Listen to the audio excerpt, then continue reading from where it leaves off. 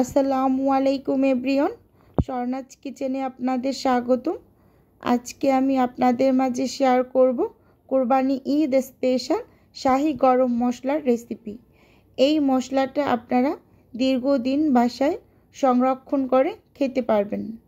চলুন তাহলে দেখে নিই। এখানে আমি 1/3 কাপ দারুচিনি নিয়ে নিলাম, আর আস্ত ধনিয়া নিয়ে নিলাম 1/4 কাপ, জিরা নিয়ে নিলাম 1/4 কাপ, আর সাদা এলাচ নিয়ে নিলাম 1/4 কাপ, আর 2টা তারা মশলা নিয়ে নিয়েছি, 3টা এলাচ নিয়ে নিলাম কালো এলাচ, 1 চামচ লবঙ্গ, 1 চামচ গোলমরিচ, 1 চামচ জয়ত্রী, আর 1/3 কাপ তেজপাতা, আর 1-2 কাপ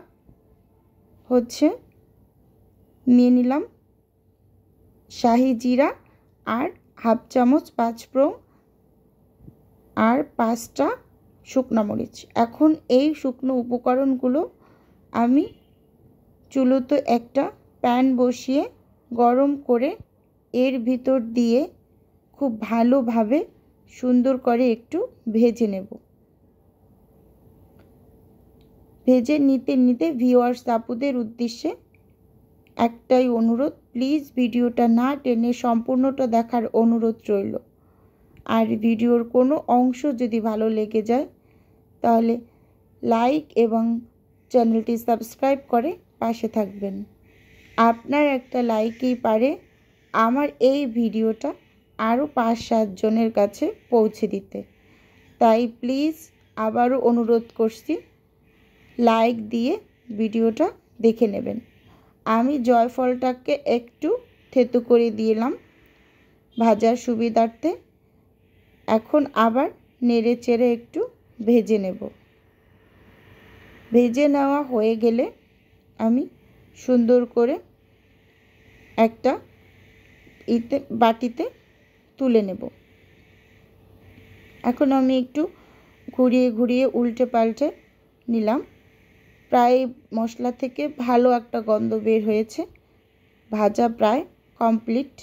এর বেশি ভাজলে মশলাটা পুড়ে যাবে, সেজন্য এই পর্যায়ে নামিয়ে নিলাম।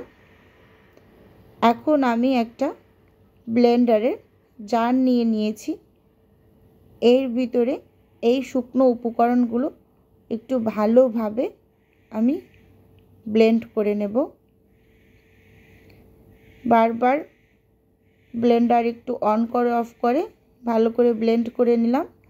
এখন আমি একটা চালনিতে চেলে নিলাম মশলাগুলো। দেখুন কতটা সুন্দর হয়েছে, মাশাআল্লাহ ভালো একটা ঘ্রাণ বের হয়েছে।